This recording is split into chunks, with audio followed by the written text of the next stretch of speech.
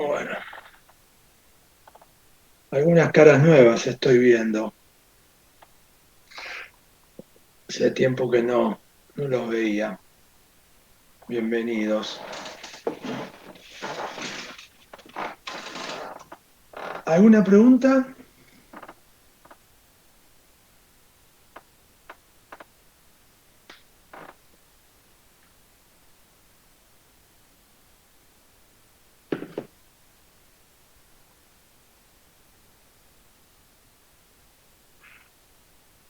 Excelente.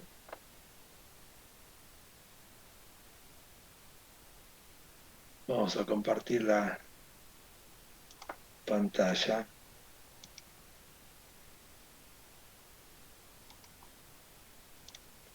Bueno, breve repaso de lo que habíamos visto la clase pasada. Autoqueras. El concepto importante acá que habíamos entendido, toda esta parte es armar el dataset, ya lo sabemos hacer, era esta pequeña línea de código. Lo único que tenemos que recordar es el gran problema que teníamos nosotros a trabajar. En un segundo que hacemos la comparación.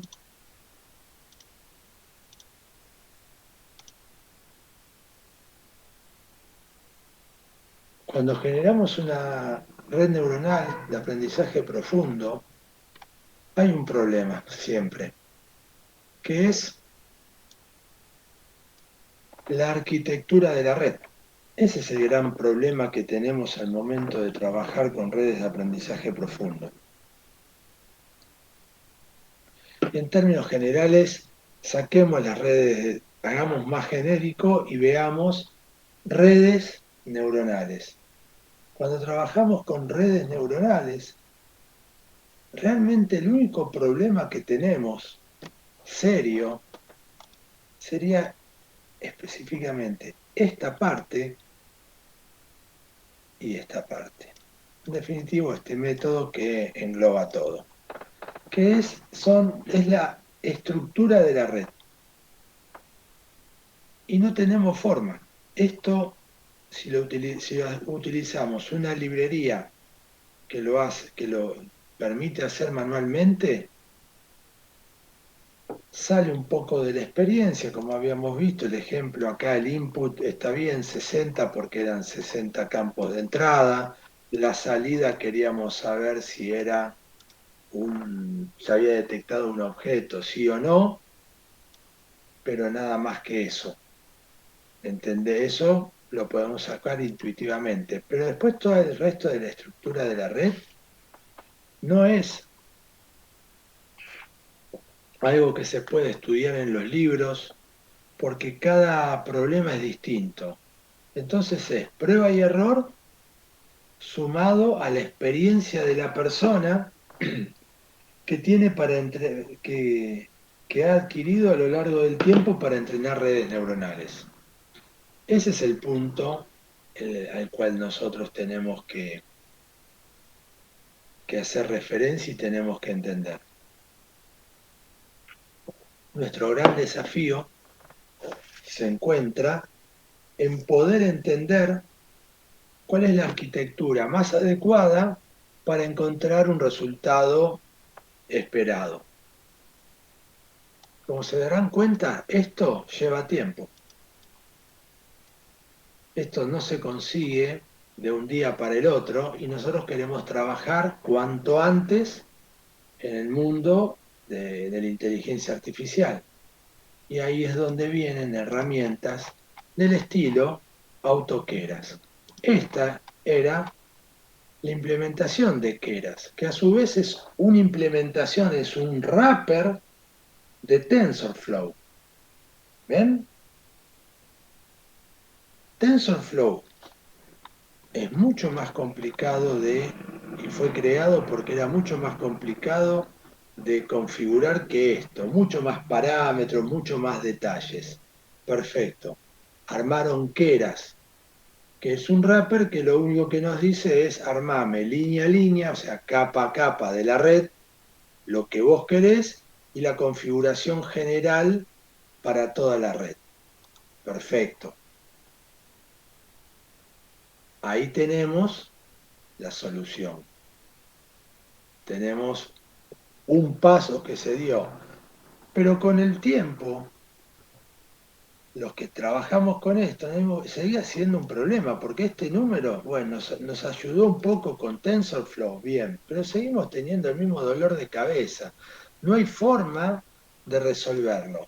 Entonces, ¿qué se hizo?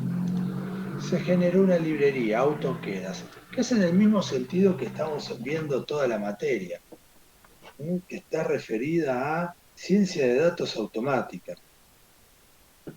Es tratar de trabajar con herramientas que simplifiquen un montón de pasos. Entonces, esa simplificación hace que nosotros tengamos este tipo de estructuras. ¿Qué son este tipo de estructuras? Bueno, acá lo que estamos viendo es cómo podemos instruir a la librería AutoKeras que haga una clasificación de datos.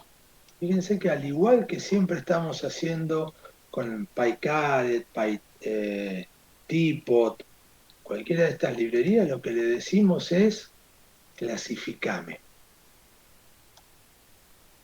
El override habíamos dicho que le tenemos que poner true porque si lo corremos la segunda vez sale un mensaje de alerta y no continúa más diciendo que ya hay un, un entrenamiento realizado.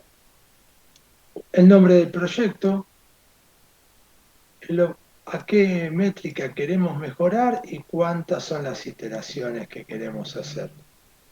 Listo. Acá tenemos la implementación que le damos los datos,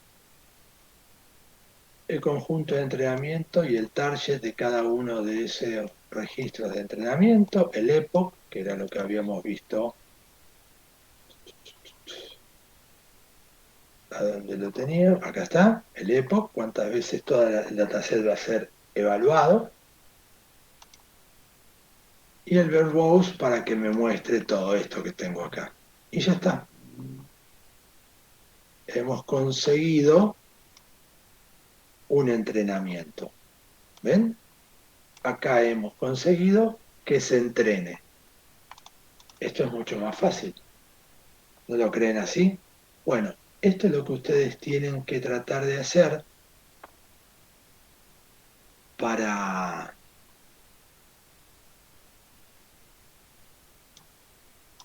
entrar en el mundo del deep learning.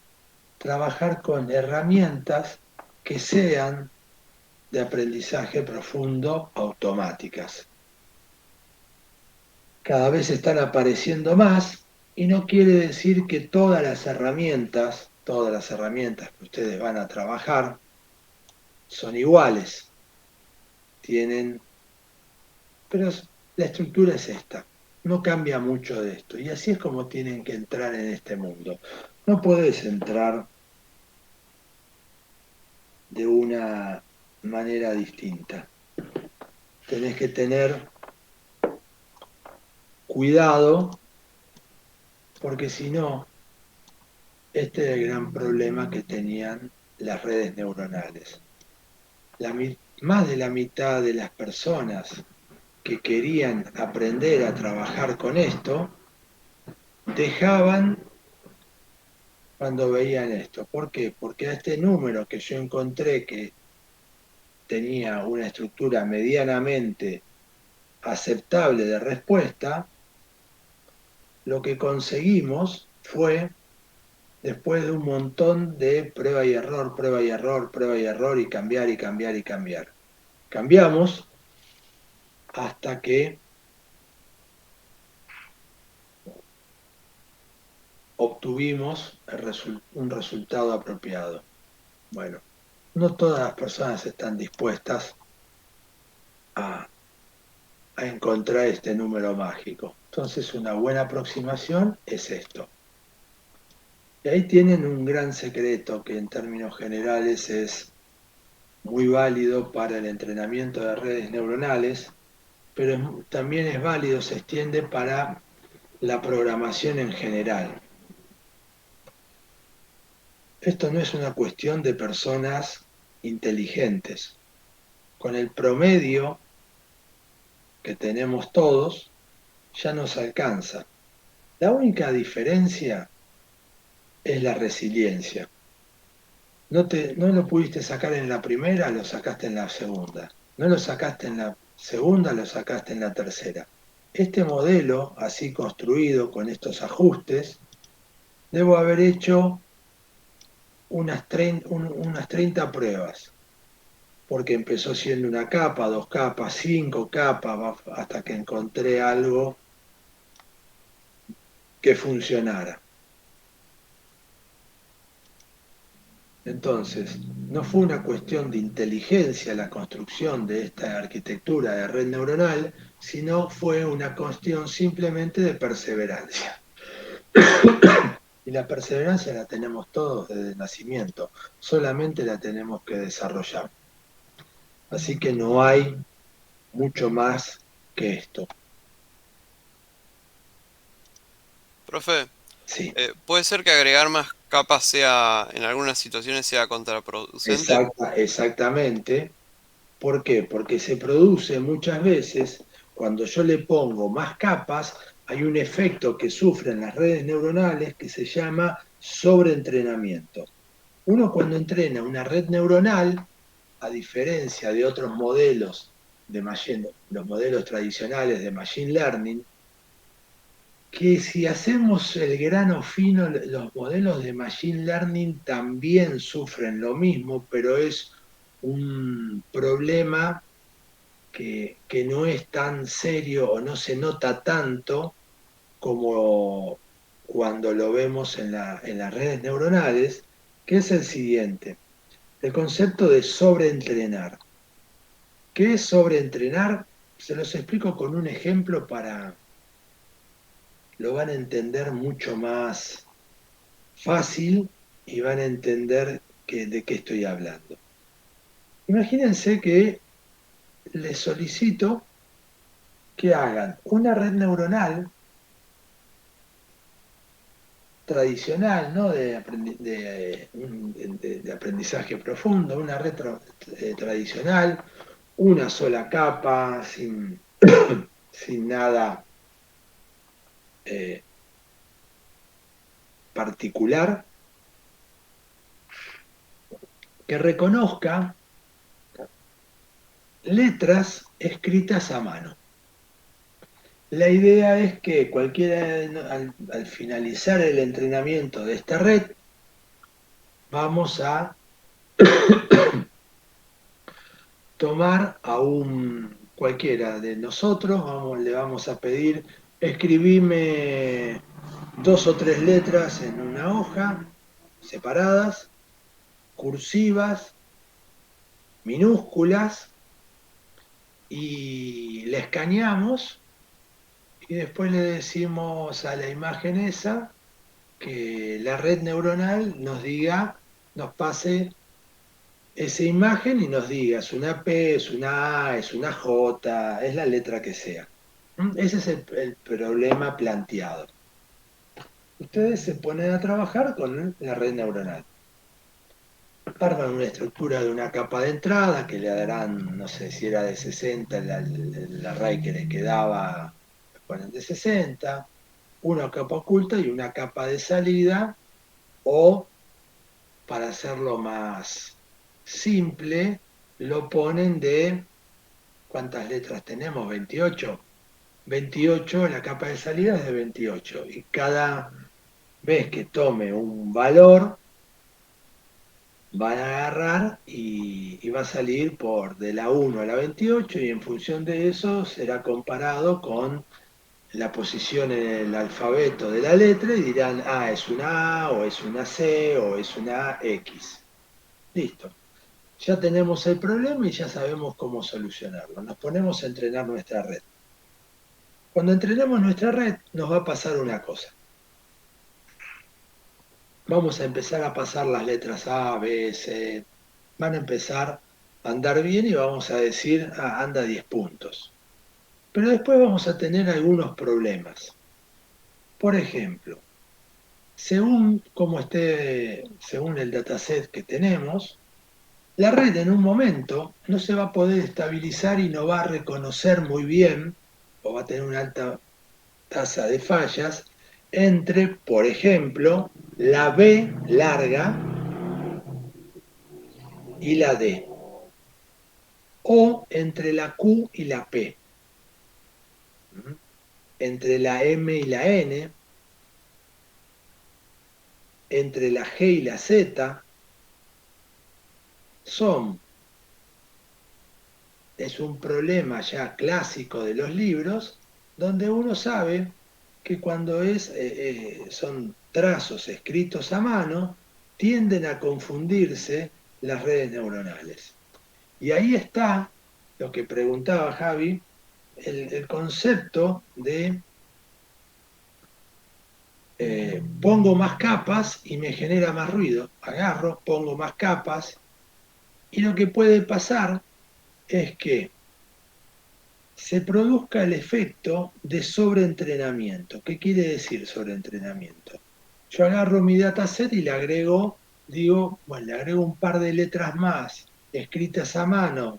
Voy a buscar a mis familiares, escribime Z, escribime G, escribime B y escribime P para ponerlas en mi dataset. Los agrego y nunca se termina de estandarizar, de estandarizar de estabilizar, disculpen, la red, porque aumenta, ¿viste? Cuando reconoce una, deja de reconocer, empieza efectos muy particulares que tienen.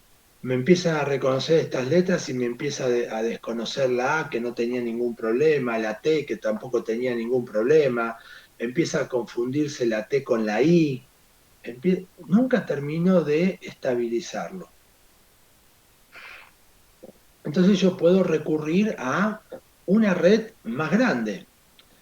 En el fondo, si yo hago una red con la suficiente cantidad de capas intermedias, en un momento va a reconocer todos los modelos, todas las letras, disculpen.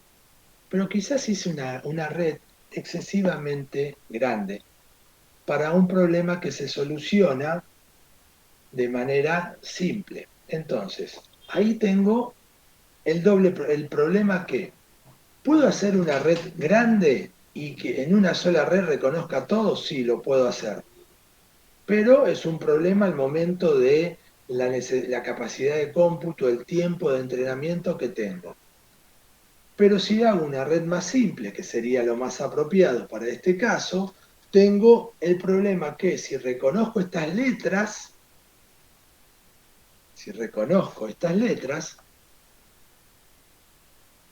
me deja de reconocer otras y sufro, en ese caso, si reconozco la P y la Q, deja de reconocer otro tipo de letras que antes reconocía.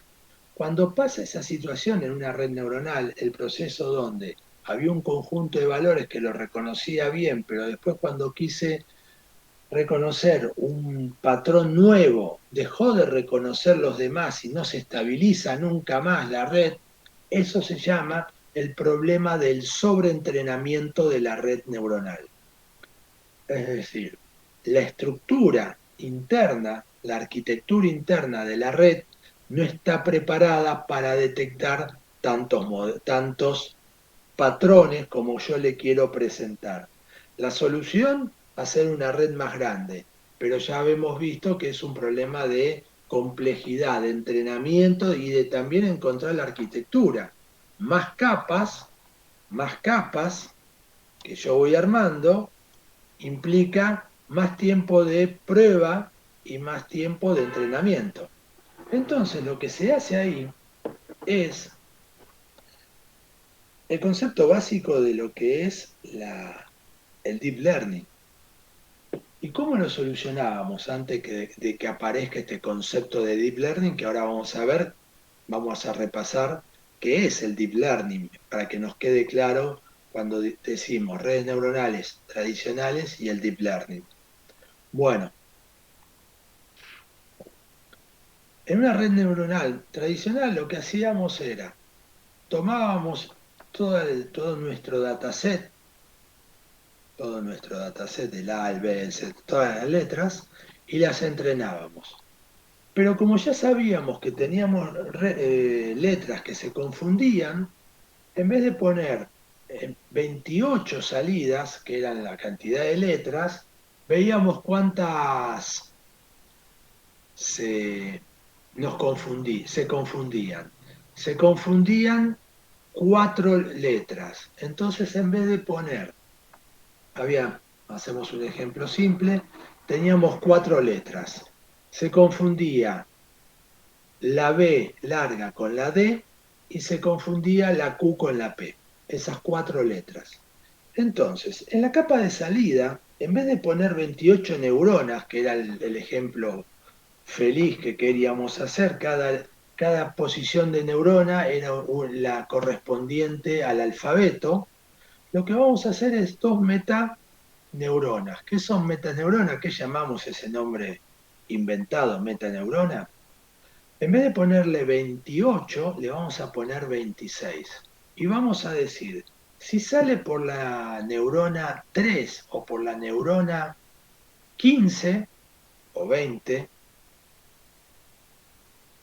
si sale por la 3 o si sale por la 20, sabemos que puede ser una B, si es por la 3, puede ser una B o una D, y si sale por la 20 es una P o una Q. Entonces, conseguimos que la red, mantener una red neuronal con una complejidad baja, tanto sea en su arquitectura como en su capacidad, la necesidad de cómputo que necesita, y por otro lado, ya reconozco una parte del problema, ya me lo saqué de la cabeza, tengo de las 28 letras del abecedario, 24 las conseguí reconocer bien con esa red. Y ahora me fijo en las cuatro. ¿Y qué hago en las cuatro? Bien, lo que yo hago en las cuatro es lo que se llama, ahora le dicen deep learning, pero ahora antes lo llamábamos redes híbridas. ¿Qué quiere decir? Agarraba la misma arquitectura de la red que tenía antes, en todo caso le cambiaba la capa de salida, pero podría dejar la misma estructura, le sacaba la capa de salida, le cambiaba y le ponía dos neuronas o cuatro neuronas, en este caso le ponía cuatro neuronas porque tenía cuatro letras, y entrenaba con esa nueva neurona, con la B, la D, la P y la Q. ¿Y qué buscaba yo? Que se sobreentrene, pero eran los cuatro valores. Entonces ahora iba a saber qué letra era realmente. Entonces cuando yo trabajaba en producción, ¿qué hacía? De vuelta, el pipeline. Encadenaba procesos. Le presentaba, hacía todo el preprocesamiento para que la imagen me quede en un array, en este caso ficticio, de 60 posiciones. Le presentaba el, el array de 60 a la primer red neuronal. Si salía en cualquier neurona, menos en la 3 o en la 20, disparaba directamente y decía, comparaba la posición de la neurona contra el alfabeto y decía es esta letra. Pero si salía en la 3 o en la 20, ¿qué hacía? La imagen esas 60 posiciones, ese array de 60, lo pasaba por la nueva red neuronal que habíamos entrenado, que tenía cuatro posiciones de salida. Y ahí me iba a decir, ahí lo había definido como Si salía por la neurona uno era una B, si salía por la 2 era una D, si salía por la 3 era una P, si salía por la 4 era una Q. Miraba eso y daba la respuesta. Entonces, ahí encontramos dos o tres conceptos que tenemos que saber. Las redes neuronales es un efecto que nosotros no queremos tener, es el de sobreentrenamiento. Sobreentrenamiento es el proceso que sufre una red neuronal cuando un conjunto de valores que hasta este momento, patrones para ser más específico, un conjunto de patrones que hasta este momento los conocía bien, cuando le presento más patrones, los deja de reconocer. Reconoce los nuevos patrones, pero deja de conocer los viejos patrones. Problema número uno del sobreentrenamiento. ¿Cómo se soluciona? Bien, de dos maneras. Haciendo más compleja la arquitectura de la red neuronal, es decir, poniendo más capas. Habíamos dicho que nosotros podemos reconocer cualquier cosa, pero tenemos que poner muchas más capas y vamos a encontrar todos los patrones que querramos, pero eso tiene consecuencias. Para mantener el problema a nivel simple, ¿qué hacemos? Generamos en la salida esos valores que no reconoce en alguna neurona que queremos, alguna salida particular que queremos reconocer para que se active o se desactive. Y ahí continúa. Y entrenamos otra red con los valores simples para poder resolverlo. ¿Quedó claro? Más o menos.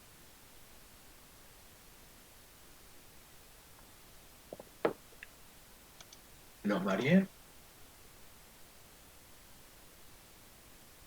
¿Se entendió? Gracias. ¿Uno sabe individualmente qué neurona hace qué? Sí, porque vos vas a ir viendo, lo comparás contra la salida. No, a ver, te entiendo la salida que te da la neurona. O internamente, me pregunta Javi. No, claro, si uno quiere hacer tipo como una especie de debug, una depuración, puede No, ir viendo internamente neuronas. es un dolor de cabeza. Es el gran problema que tienen las redes neuronales. Hay herramientas que te dicen más o menos por dónde va la cosa, pero ese es el problema que le endilgan a todas las redes neuronales. Las redes neuronales, aunque ahora se están haciendo muchos esfuerzos para entender cómo internamente se van acomodando los pesos para reconocer eh, esto, es muy difícil. Y en términos generales, el problema, ¿cómo se soluciona? Tiene solución, pero es una solución más empírica y no tan explicativa de cada peso. Se hace lo que es cuando se termina de entrenar la red, lo toma se recomienda que lo tome o un científico de datos que ahora se están especializando en esto, que lo que hacen es generan un conjunto de datos ya con la red entrenada, hacen un dataset de pruebas, no de entrenamiento, sino la prueban a la red y generan un dataset y van viendo la salida y van tratando de entender qué es cómo está armado ese conjunto de pesos. Pero es medio artesanal y las librerías que dicen, que te explican cómo está armada la red neuronal internamente y cuál es el conjunto de pesos y cuáles son las variables que mayor característica le imprimen al patrón, están en sus primeros pasos todavía. No es algo que correr el entrenamiento y te da resultado directamente y ya está. Quedan, hay muchos gráficos que te muestran, pero cuando empiezas y decís, qué bárbaro, y hay herramientas, TensorFlow tiene un set de herramientas que ustedes pueden levantar el Tensor Board, donde te dice un montón de información que es hermosa, pero después cuando la querés desgranar es más que nada a nivel gráfico, pero no podés decir, en esta neurona está, el peso que tiene esta neurona es de la entrada de la característica tanto en un 87%. Eso no, directamente. Bueno, entonces, el último concepto que tenemos que refrescar es el de Deep Learning. ¿Y qué habíamos visto en la clase anterior de Deep Learning? Es muy fácil. ¿Se acuerdan cuando yo les mostré el ejemplo que les acabo de dar? Les daba, si les comenté, tenemos una imagen y esa imagen le tengo que hacer un preprocesamiento externo a la red, genero el array de 60 posiciones y se lo presento a la red. Cuando nosotros tenemos los modelos de Deep Learning, lo que sucedió es que esa estructura, yo le puedo hacer un preprocesamiento a las imágenes que le voy a presentar a la red, nadie me lo impide. Pero el concepto básico, el concepto diferencial que tendríamos con las redes neuronales tradicionales y las redes neuronales de aprendizaje profundo, es que gran parte del preprocesamiento de la estandarización del proceso de la imagen ya está embebido en las primeras capas de la red neuronal. Y lo que yo hago cuando llego hacia el final, hacia los últimos pasos de mi red neuronal, lo que estoy armando es realmente la red neuronal como la conocía antes. ¿Mm? Con la capa tal que busque el peso, que se estabilice en el peso y me dé el resultado. Lo que tiene en el medio es un montón de pasos de preprocesamiento que se meten dentro de la red ahora. ¿Para qué? Para simplificar todo el preprocesamiento y tratar de estabilizar y que no sea un arte entrenar redes neuronales. Hoy por hoy, el entrenamiento de una red neuronal es una cuestión que cualquiera de nosotros vemos el tutorial de AutoKeras, vemos, nos informamos un poco más, podemos tomar un dataset de imágenes, entrenarlo y obtener un resultado. ¿Estamos? Esa es la principal característica y la evolución del Deep Learning. A partir de ahí, cuando uno ve que parte del preprocesamiento se mete dentro de la red y ya se conocen algunos cuasi estándares que podemos aplicarle a los conjuntos de datos según sean números, imágenes, sonidos, video. En términos generales el video y las imágenes es lo mismo porque el video lo que se toma son los frames, ¿no? de ellos, del video. El punto que tenemos ahí es, empiezan a complejizarse las arquitecturas y se empiezan a combinar distintas redes.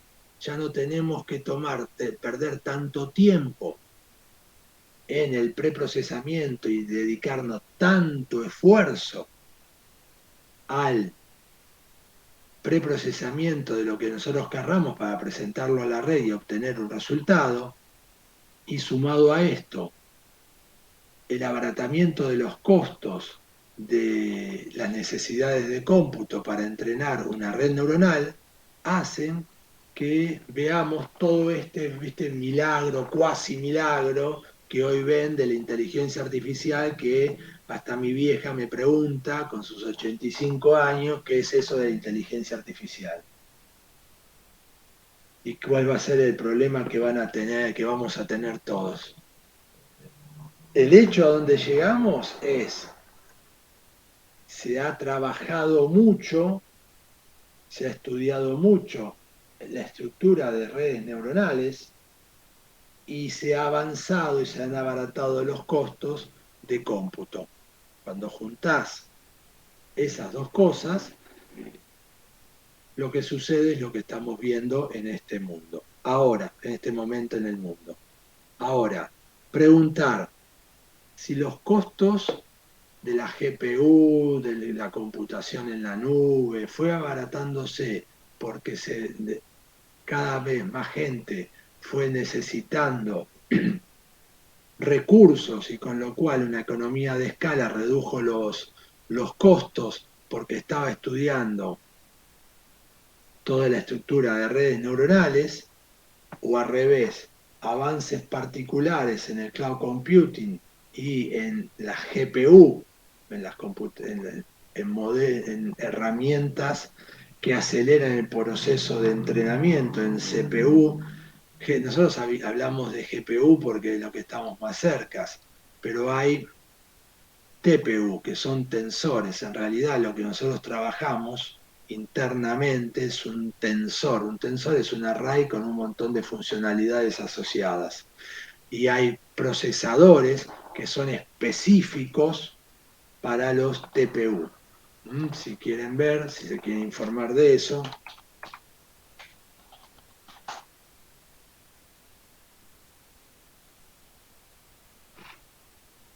son unidades. Google es el que está trabajando en eso. Les paso un par de links.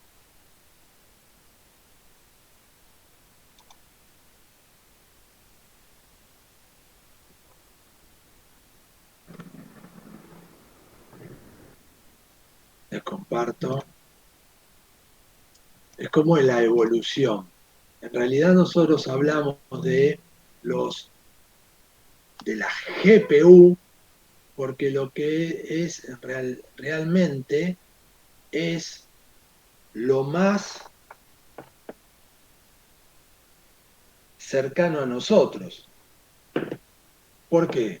Porque si queremos tener un mayor rendimiento a nivel de entrenamiento de modelos y trabajar con cuestiones de machine learning, deep learning, eh, vamos al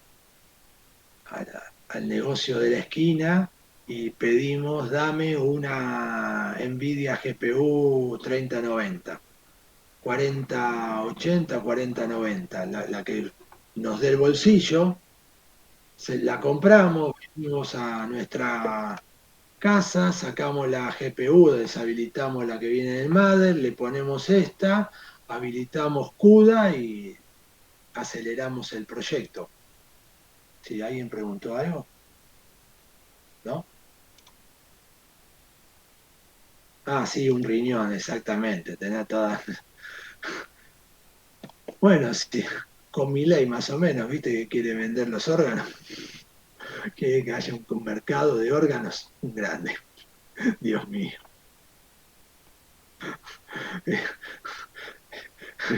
Que no tenemos. No, por favor. Cuando lo escuché dije, todo tiene un límite, pero un mercado de órganos es demasiado. Eh, bueno, el punto que estábamos viendo es este. Una simplificación de eso, porque hay un montón de cosas en una GPU que está hecho para gráficos y para conectarse con qué, con un monitor, en realidad a nivel de machine learning no lo necesitamos. ¿Mm? no lo necesitamos. Entonces, en función de eso, y siendo Google, que el creador, la primera versión, ahora lo puse, es open source, de TensorFlow, y TensorFlow es una librería donde tiene mucho, o sea, es muy utilizada en esto, Keras se monta sobre TensorFlow, generó el TPU, el Tensor Processing Unit. Es una arquitectura de procesador que va muy de la mano de lo que son los tensores. Y un tensor, cuando hablamos de Machine Learning, no les voy a dar el desarrollo teórico porque no importa, pero imagínense un array que en cada posición es mucho más complejo que tener un solo numerito. Puede tener métodos, funciones, valor, todo eso. Así que si lo queremos ver, como siempre les digo, tal que no se lo digan a nadie afuera de este curso, un tensor lo podríamos llegar a ver como una matriz. En cada posición de nuestro array tenemos un objeto complejo. Bueno, ese es un tensor. Es como cuando les digo, las redes neuronales es una versión sofisticada de una base de datos. Bueno, es nada más para que ustedes se lo grafiquen y tengan el concepto básico en su cabeza. Si eso lo van pregonando abiertamente por el mundo, van a decir, muchas personas se van a desgarrar las vestiduras porque ¿qué dice este loco? Pero es así, no es más de lo que le acabo de decir, para que lo podamos entender fácilmente. A todos nos gusta dar explicaciones complejas y matemáticas porque así aparentamos mayor inteligencia, ¿no? Pero cuanto más sencillo puedas explicar las cosas, más conocimiento implica tener sobre ese objeto de estudio. Y acá tenemos el GEL de Google que provee en su cloud algo que se llama Cloud TPU. El Cloud TPU es agarrar y trabajar con los TPU que ellos te proveen. Entonces, son más baratos al momento de trabajar que lo que es una GPU y podríamos optimizar el entrenamiento a través de lo que nosotros conocemos como cloud computing. En vez de alquilar una GPU, alquilamos una TPU y como vamos a trabajar con TensorFlow, lo va a tomar directamente. ¿Ven? El TPU es lo que se llama un acelerador de hardware. Es un procesador que está específicamente creado para eso. Y eso es algo que los electrónicos lo ven muy bien. Nosotros en informática quizás en algún momento nos lo explican, a mí ya ni me acuerdo si me lo contaron, pero, esperen,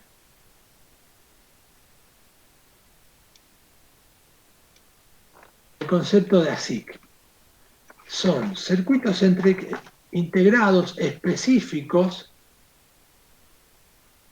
¿Mm? Es un circuito específico para que haga algo. ¿Está? ¿Qué hace? Está específicamente desarrollado para el entrenamiento de modelos de Machine Learning, para trabajar con una biblioteca en específico, TensorFlow. Eso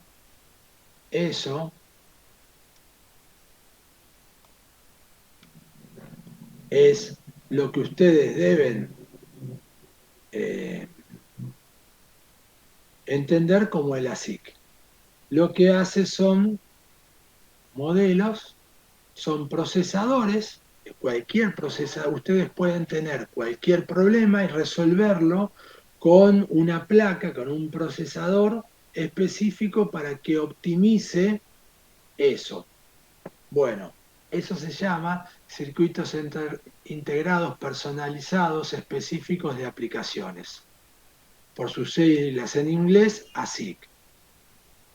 Los TPU, Tensor Processing Unit, están dentro de lo que se llama ASIC y es un fierro, literalmente es un fierro que se puede comprar y se puede conectar a nuestras computadoras que nos permite acelerar el trabajo de, en este caso, de entrenamiento de redes neuronales, como el GPU permite acelerar el procesamiento de imágenes, es otro así. Y las ventajas que acelera el rendimiento de los cálculos de álgebra lineal. Ya está. Eso es un TPU. Y bueno, y acá nos vende Google nuestro Cloud TPU. En vez de comprarlo, se lo alquilamos a ellos y entrenamos el modelo. ¿Quedó más o menos claro el ASIC, el GPU, el TPU, lo que es un tensor, cómo evolucionó el deep learning? Acá estoy leyendo lo de los tensores, que, o sea, puede tener varias dimensiones. Exacto, viste que te dije que es casi una matriz, pero no lo digas así porque te van a... Cuando tenés un array de dos dimensiones, ¿qué tenés? Eh, Una matriz. claro, sí, N por M. claro. Ya está. Entonces, no te lo quieren decir así, te dicen un montón. Es una matriz, pero se llama tensor porque no tiene exactamente las mismas características de una matriz, es mucho más complejo. Una matriz tiende a ser de los mismos elementos y acá puede ser de distintos. Pero no viene a representar como a una neurona, digamos. No, es la Es parte otra cosa. donde no, no es una neurona. No es una neurona. Porque yo pensaba, digo, si puede ordenar valores numéricos o funciones de eso, tranquilamente podría tener la información de una neurona en una fila. Sí, lo puede, pero no, no es una neurona, un tensor. ¿Y qué función cumple el tensor? Es para para poder desarrollar los cálculos necesarios para estabilizar cada uno de de los pesos de la neurona. O sea, se hace una operación contra el tensor, digamos, una cosa así. Exactamente, las Ah, ok. operaciones en vez de hacerla contra una estructura que la programás vos, de guardarte variables y todo eso, lo haces contra un tensor, Ah, está bien. que ya está estandarizado y todos saben cómo manejarlo. Y esa es la diferencia. Sería como un molde, ¿no? En vez de Un estar molde, haciendo las cosas. exacto, es el molde que vas a utilizar para trabajar con todo esto. Y como es un molde, la librería ya lo tiene optimizado y trabaja con ese mismo molde. Lo que resulta es de que trabaja mucho más rápido. Y si además a ese tensor, que era una arquitectura de software, que era un programa, lo agarramos y le generamos un fierro que está específicamente pensado para trabajar con ellos, se acelera muchísimo más el entrenamiento. Ese es el proceso. Esa es la forma con la que se trabaja. Esto no es nuevo, chicos. En la década del 80, cuando entrenábamos las primeras, por lo menos yo, que estaba en la facultad y entrenábamos las primeras redes neuronales, lo que sucedía ahí era que había empresas que te vendían máquinas con la arquitectura de red neuronal que vos querías. Vos le podías decir, te hacían una SIC puntual para esa arquitectura de red neuronal. O sea, eso quedó en el olvido porque era muy caro y muy puntual y no se podía reutilizar porque era firmware, o sea, cuando grababas la placa ya no la podías reutilizar más. Hoy se evolucionó esa idea al concepto de tensor, entonces ya lo podemos reutilizar ese TPU y no dejarlo cincelado para una sola arquitectura. ¿Ven cómo van evolucionando las ideas en el tiempo? A bajo nivel, esto es como álgebra vectorial, esto, ¿no? Todo. Y Porque supongo que si usa GPUs para acelerar, algo puede hacer operaciones con matrices, ese tipo de cosas. exacto. Pero más optimizadas es un tensor. Pero es álgebra. No termina el área del álgebra vectorial que vos quieras, perfecto. Pero es álgebra. Todo termina siendo álgebra y haciendo miles y miles de millones de cálculos. Entonces, lo que tenemos que tener es un fierro específico para eso, para reducir los tiempos. Cada vez van a haber más y más equipos de este estilo. Hay una evolución que se llama Edge Computing.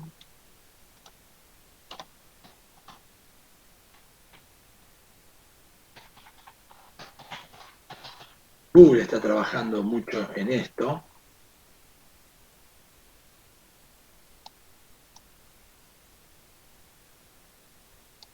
¿Ves? Y ahora ellos tienen algo más, el Edge TPU. Es como que nunca se termina de estudiar, ¿no? ¿Viste? Siempre te ponen una zanahoria nueva adelante. Bueno, eso es lo divertido, si no sería súper aburrido esto. ¿Qué es la computación de borde? ¿Mm? Esto sería computación distribuida de borde.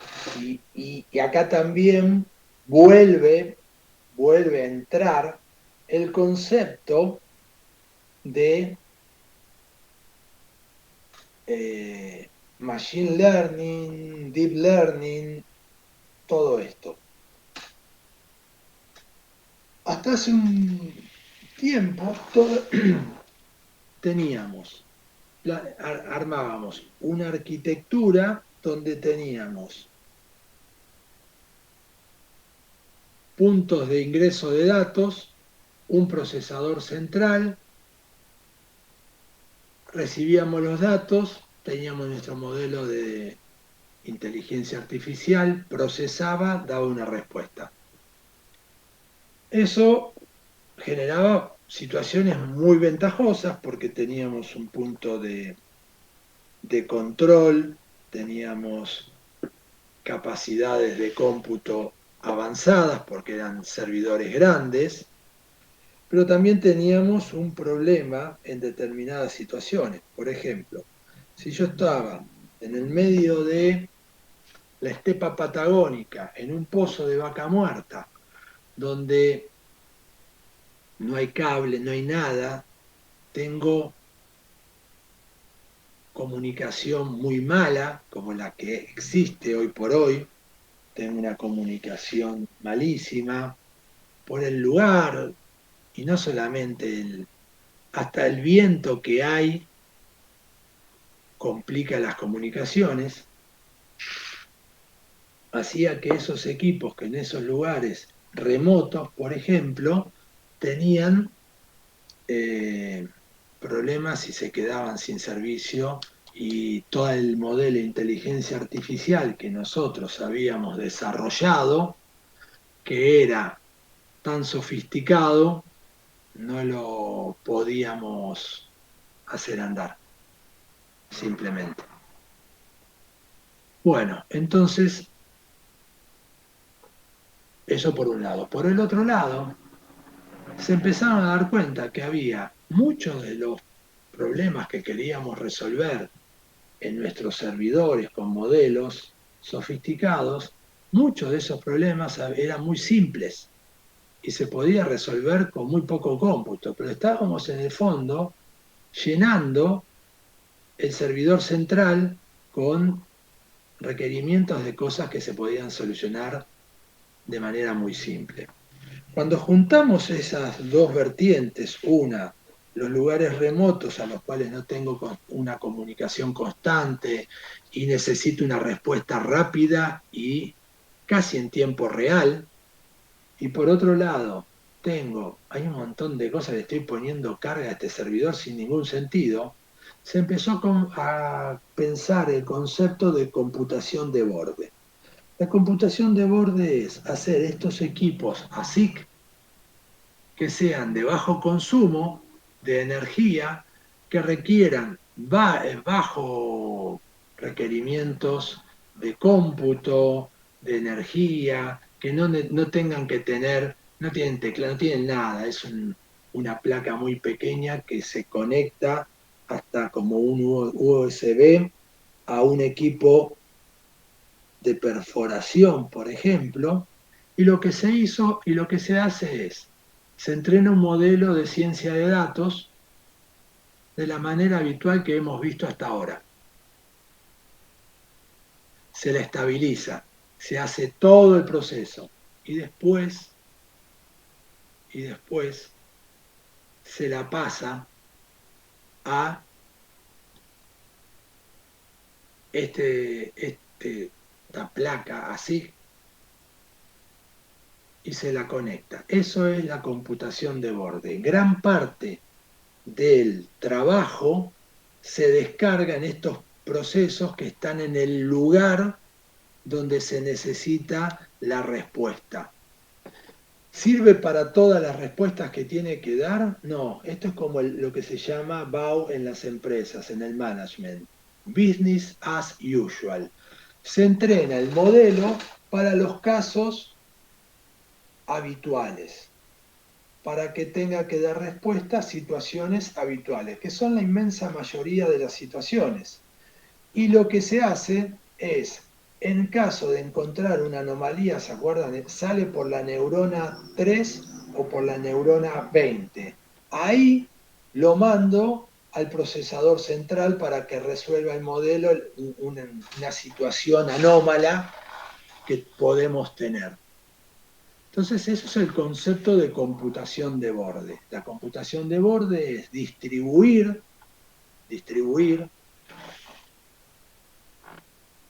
los modelos, el procesamiento, la inteligencia y llevarlo al punto donde se necesita, sin la necesidad de tener equipos grandes en ese lugar, tener equipos muy pequeños donde se vuelcan los modelos de ciencia de datos que hemos desarrollado y trabajan ahí. Eso es lo que es la computación de borde. Y esto ha explotado en el último tiempo por el IoT, el Internet de las Cosas.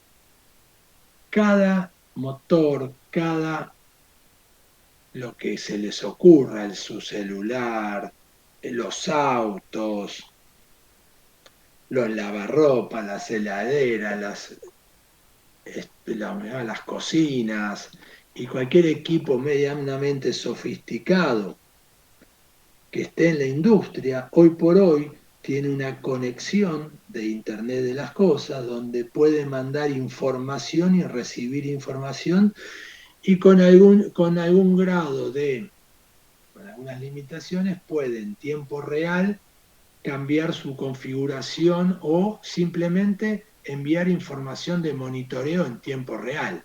El ejemplo más acabado o el que se le da más bolilla es Fórmula 1, Red Bull, ¿no? Se escribía Bull, Oracle. Era eso, Red Bull, ahí está. Y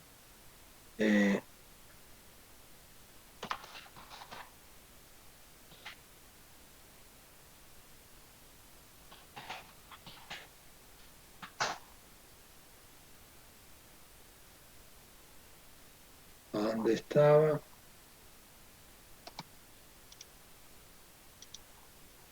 Acá lo que tenemos es el auto de Red Bull, no sé cuántos miles, por acá debes decir, de sensores tienen que en tiempo real están monitoreando el auto para saber qué es lo que está pasando en ellos. Bueno, ese concepto es el concepto simple de IoT, Internet de las Cosas.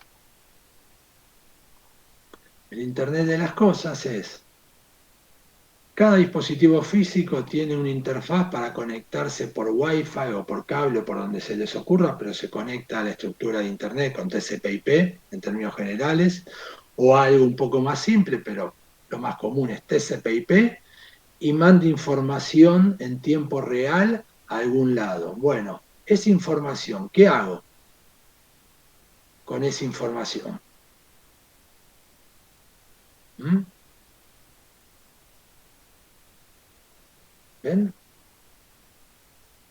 Tengo para prender la luz, bajar, miles de sensores. ¿Ven? Todos los sensores de Internet of Things, todo va a la nube de Internet of Things. Pero ¿qué pasaba hasta este momento? Aparecieron un montón de dispositivos y estos dispositivos se guardaban en un lugar donde nadie sabía qué hacer, porque estaban ahí guardados. Bueno, esta Edge Computing viene a suplir esto, ponerlo lo más cerca de los dispositivos, ese equipo, para que me dé una respuesta y tome alguna decisión. Y en defecto mande a la casa central, al servidor central, el problema que estoy teniendo. Y ahí está cómo va evolucionando la ciencia de datos, y fíjense que ahora ya no solamente alcanza con entender conceptos de entrenamiento de un modelo de machine learning o de deep learning. También uno, cuando arma una aplicación de inteligencia artificial, tendría que tener en cuenta si eso es apropiado para volcarlo en un servidor central o ponerlo en una herramienta, en la computación de borde. ¿Estamos? Y con eso se van armando los modelos de inteligencia artificial del día de hoy por hoy para estar en el estado del arte. Entonces tenés que saber dónde lo tenés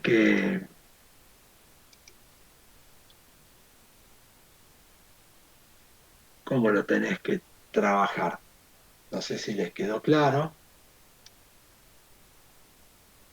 este concepto. Lo de computación de borde, o sea que sería que se procese más rápido, o sea que esté más Claro, cerca de la fuente. exacto. Vos te evitás, por ejemplo, todo el paso del canal.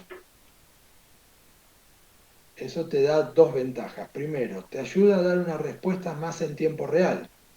Vos decís, tardó milisegundos, un par de segundos y ya le respondió. Bueno, quizás en algunas situaciones puede ser demasiado tarde. Por ejemplo, un ejemplo real que se utiliza en el día de hoy.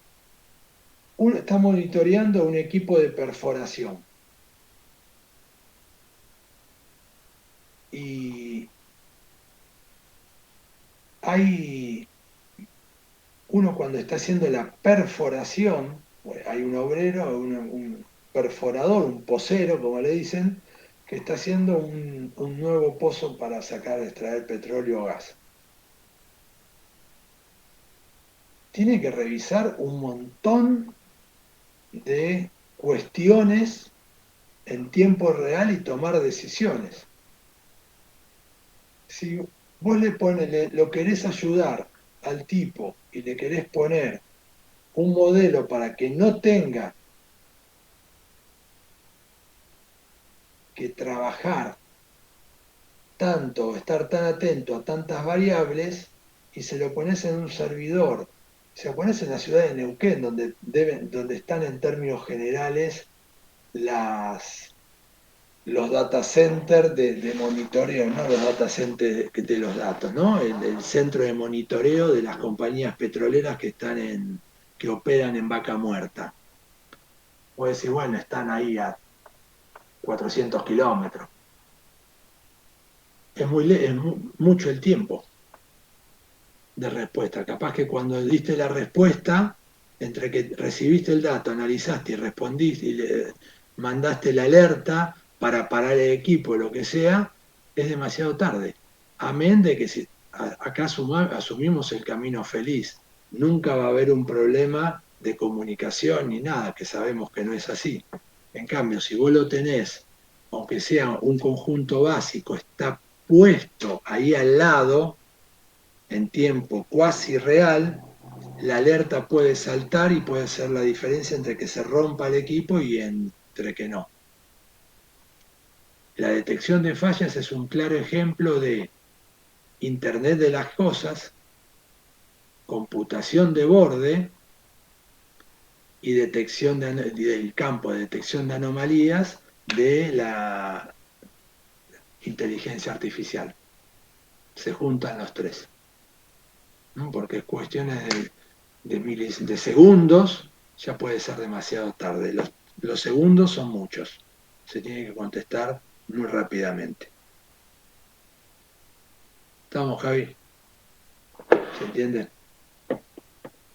Sí, o sea, digamos, no es poner cerca todo el procesamiento, sino algo específico. Exactamente. Ok. Saber separarlo. Por supuesto, el día de mañana, ¿qué van a aparecer? Van a aparecer dispositivos de estos que no van a consumir nada de energía, van a ser extremadamente eficientes en el consumo de energía y los ciclos de CPU, y vamos a poder poner todo ahí, pegado al equipo. Está bien, todavía no lo podemos hacer, entonces utilizamos esto que es un parche, pero un parche que anda al día de hoy.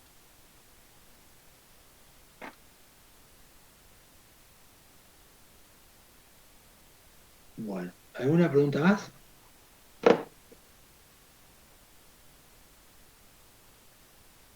Bueno, hacemos un break y media, arrancamos de vuelta, chicos. Dale, profe.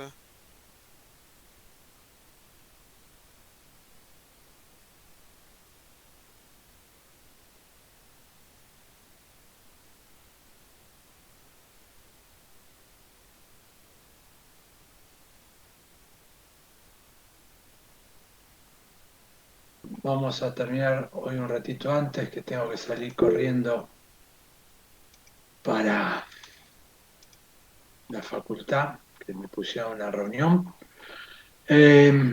Vamos a ver un concepto que lo habíamos definido, lo vamos a refrescar y para ir ya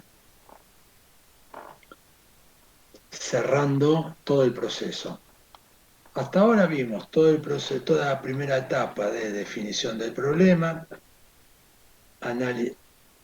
lo que se llama en términos generales data wrangling, que es obtener las fuentes de datos, hacer la exploración de los datos, validar esos datos, limpiar esos datos, dejar un dataset que sea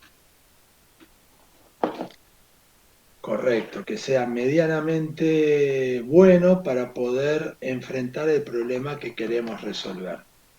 Después vimos que viene una etapa que es la ingeniería de características.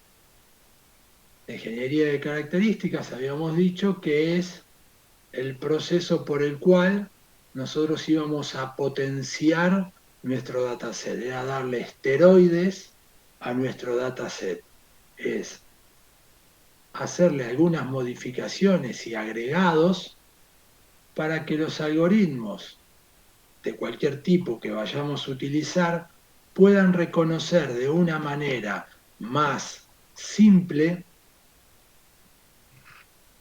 los patrones que están ocultos en nuestro dataset. El ejemplo que siempre damos era, si yo tengo la fecha y hora de una factura, si yo dejo el campo fecha y hora, no me va a decir mucho. El algoritmo no va a encontrar solo mucha información ahí. ¿Por qué no va a encontrar mucha información ahí? Por algunas razones que son, en primer lugar,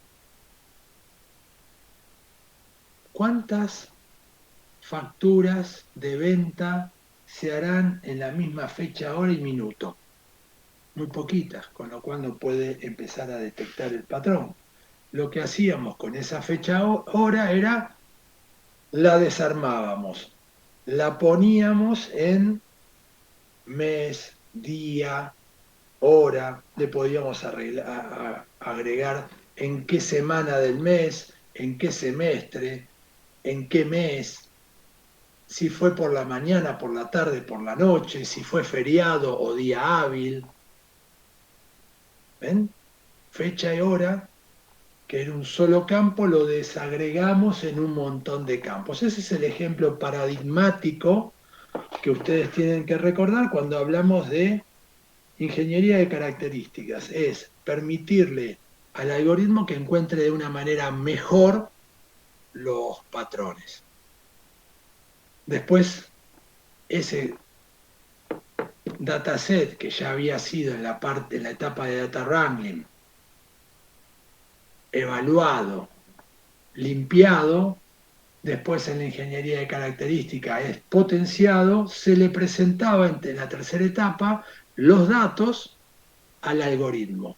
Seleccionábamos algún algoritmo que teníamos a nuestro alcance, utilizábamos herramientas de auto deep learning o auto machine learning, y estas herramientas seleccionaban entre un conjunto dado de modelos, generaba todas las alternativas y nos decía, el mejor es este. Para ese dataset, el que nos dio la mejor métrica a la cual apuntábamos es este. Listo. Evaluábamos el modelo y lo presentábamos. Pero ahí podemos hacer una mejora más.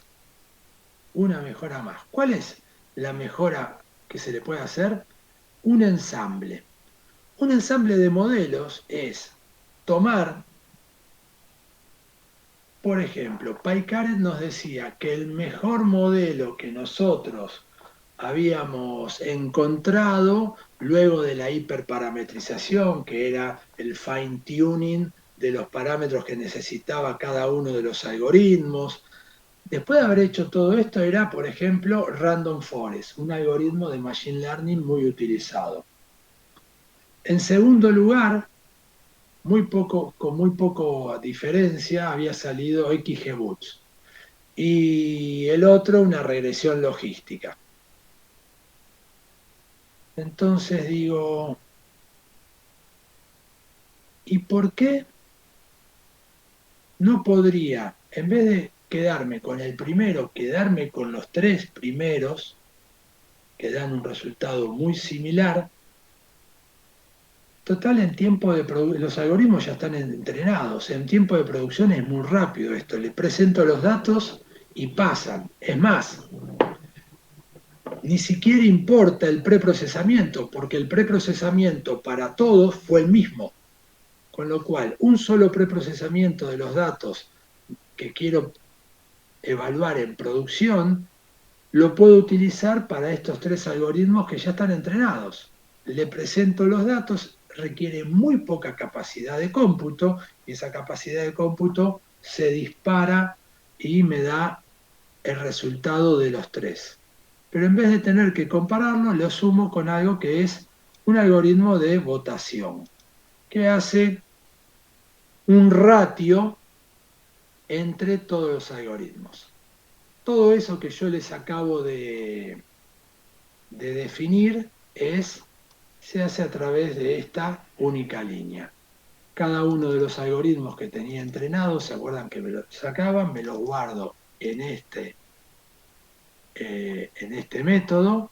Los estimadores que voy a evaluar son estos. Bueno, y acá tengo los pesos que le voy a dar. Y acá tengo la gráfica de lo que salió. Fíjense, la regresión logística para este dataset que tenía, que estaba dividido en dos clases, clase 1 y clase 2, me daba esto, casi un 50 y 50 en los dos. Para Naid Bayes detectaba muchos que eran más de la clase 1 que de la clase 2. Lo mismo, y más llevado al extremo, el Random Forest. 3 algoritmos trabajando sobre el mismo dataset, con el mismo preprocesamiento, encuentran valores distintos.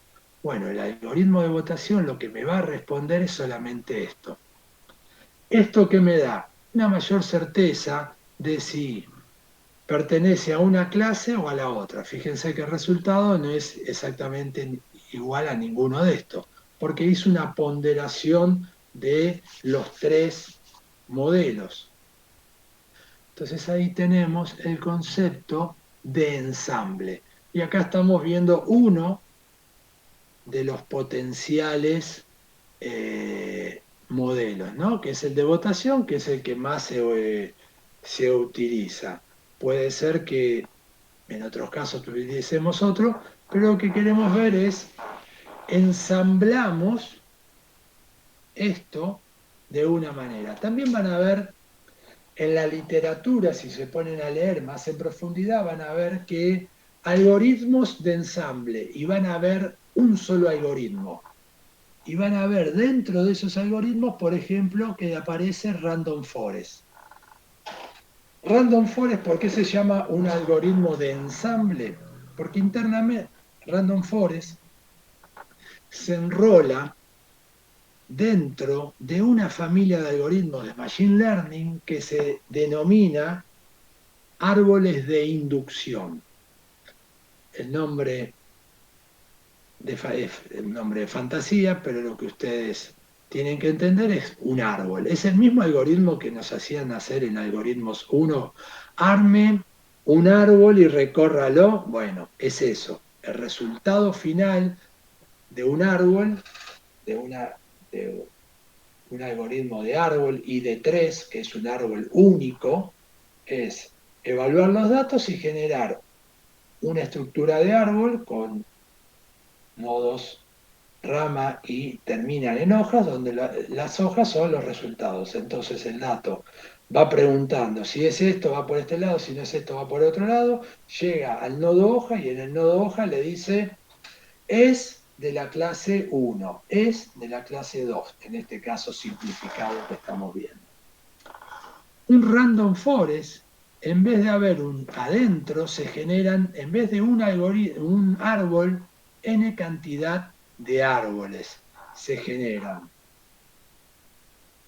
Y esa n cantidad de árboles es por lo cual se lo enrola, además de ser un algoritmo de la familia de los árboles de inducción, se lo enrola dentro de, se lo cataloga desde otro punto de vista también y se los pone como modelos de ensamble. ¿Por qué? Porque Random Forest es una familia, es un conjunto interno de árboles de decisión. Es por esa salvedad les quería comentar solamente cuando lean la literatura. Pero en el ensamble que a nosotros nos interesa en este momento trabajando en ciencia de datos automática, es decir, yo en vez de tomar un solo algoritmo, me tomo 3 algoritmos, los 3 mejores, pueden ser 5. Por lo general se suele tener números impares, no es obligatorio, pero se tienen números impares. Y después se toma el valor que nos da el clasificador, que pondera las salidas anteriores. Eso nos mejora nuestra clasificación. ¿Y por qué nos mejora nuestra clasificación y por qué es apropiado, recomendable hacer estas estructuras? Por lo siguiente.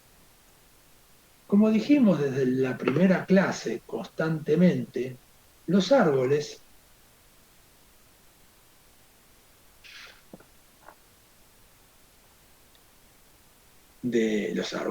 los conjuntos de datos cambian en el tiempo. Yo entreno un algoritmo con una foto, con los datos históricos, es decir, con una foto del pasado, asumiendo que esa foto del pasado que yo estoy tomando se va a parecer bastante a la foto que voy a tener en el futuro. No va a ser igual, pero no va a ser tan diferente. ¿Estamos?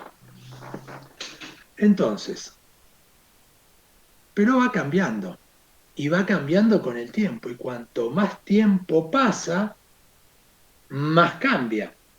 Nosotros nos muestran una foto, nos la sacamos hace 5 años atrás, vamos pasando foto tras foto de hace 5, hace 4, hace 3, hace 2, y vamos viendo que con respecto a la primera va viendo cada vez más cambios.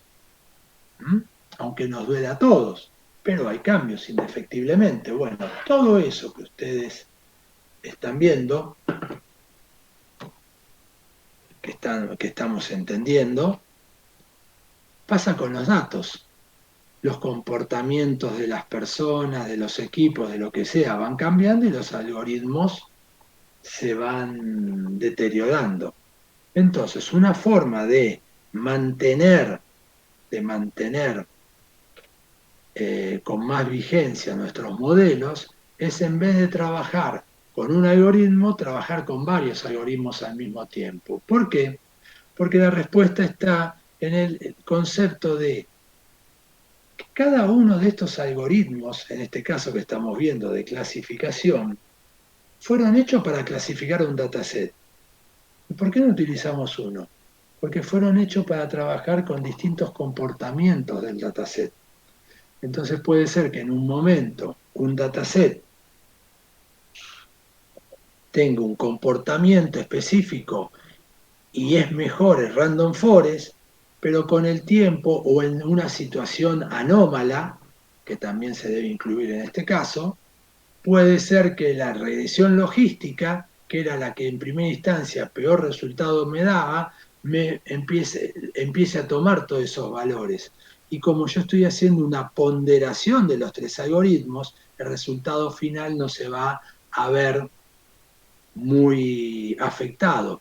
Si yo había tomado en el primer momento Random Forest porque era el mejor algoritmo y por una situación anómala o por simplemente el paso del tiempo, los datos cambiaron y el Random Forest ya no era tan bueno, me veía afectado. Pero si pongo los 3, el ensamble que yo hice me va a permitir mantenerme más en alerta y voy a poder dar mejores resultados. Ese es el concepto que ustedes tienen que manejar con los ensambles. Esa es la idea, ese es el subyacente que tenemos con los ensambles y que tenemos que entender cómo funciona. No, no mucho más que eso son los ensambles.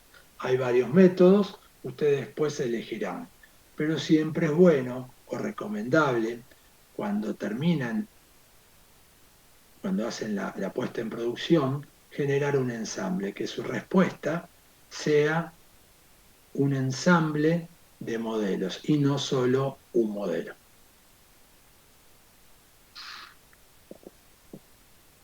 ¿Alguna pregunta con respecto a esto?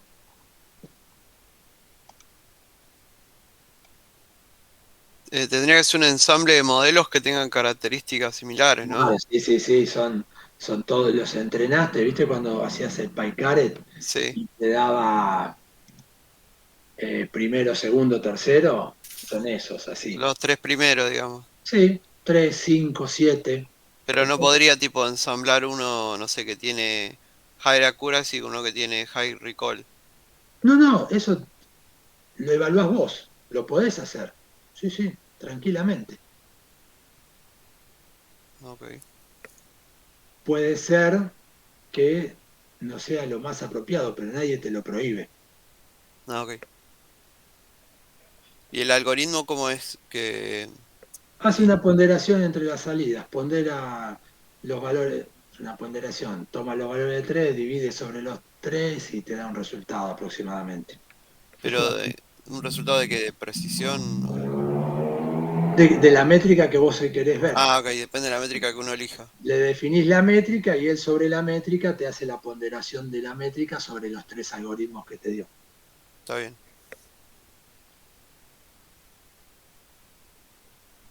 Bueno, chicos, ¿alguna pregunta hasta acá?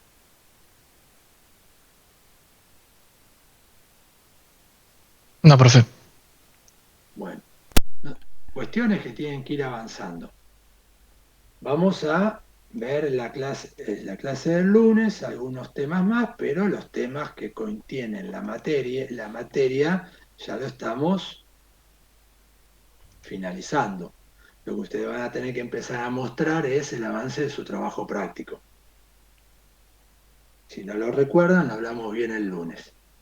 ¿Mm? Bueno, si no hay más preguntas, nos vemos el lunes, chicos. Hasta luego, profe. Suerte, hasta Nos luego. vemos, Orde.